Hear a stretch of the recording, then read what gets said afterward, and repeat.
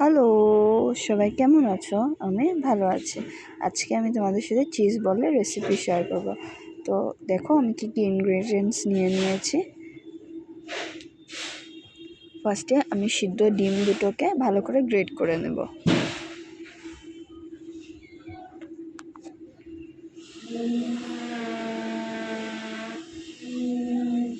আমার সুন্দর করে গ্রেট করে হয়ে গেলে সব দুটো ডিম, তারপরে আমি পেঁয়াজ কুচি, ধনেপাতা কুচি, পালং পাতা কুচি আর কাঁচামরিচ, নুন, ভাজা মশলা আর চিলি ফ্লেক্স দিয়ে ময়দা দিয়ে সুন্দর করে মেখে নেব। ময়দাটা যতটুক লাগবে, মানে যত টাইম তোমার এটা ডো ফর্মে না আসে ততটুক ময়দা তত দিবে।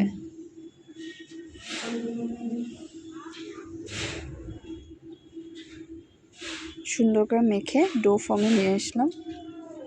এখন আমি বলস বানিয়ে নেব তার থেকে। আর বলসগুলোর ভিতরে আমি চিজগুলো ভরে নেব। আর চিজগুলো এভাবে ভরতে হবে যাতে যখন আমি ভাজবো তখন এগুলো বের হয়ে না যায়। তারপর আমি কর্নফ্লাওয়ার গুলে নিয়েছিলাম জল দিয়ে, ওটার মধ্যে ডিপ করে ব্রেড ক্রাম্বসে এটাকে মুড়িয়ে আবার কর্নফ্লাওয়ারে ডিপ করে আবার ব্রেড ক্রাম্বসে মুড়িয়ে নেব এটাকে।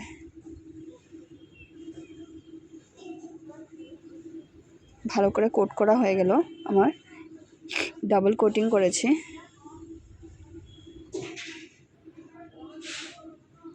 এটাকে স্টোর করাও যাবে 1 উইকের জন্য ফ্রিজে।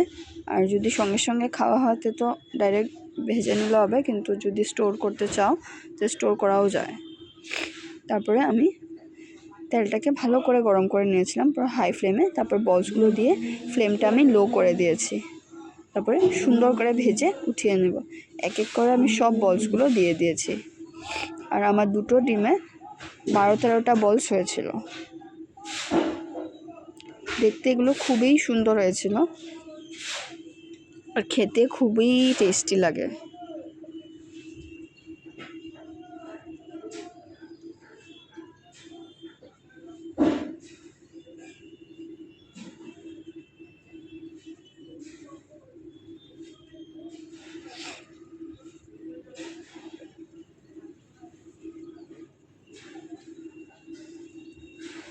আমার সব বলসগুলো ভাজা হয়ে গেছে, এখন আমি তুলে নিলাম।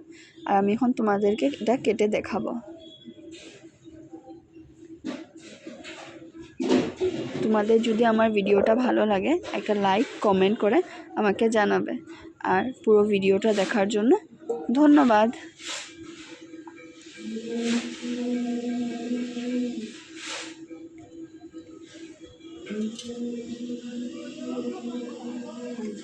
দেখো কতটা চিজি, এটা খেতে খুবই টেস্টি হয়েছে। Thank you.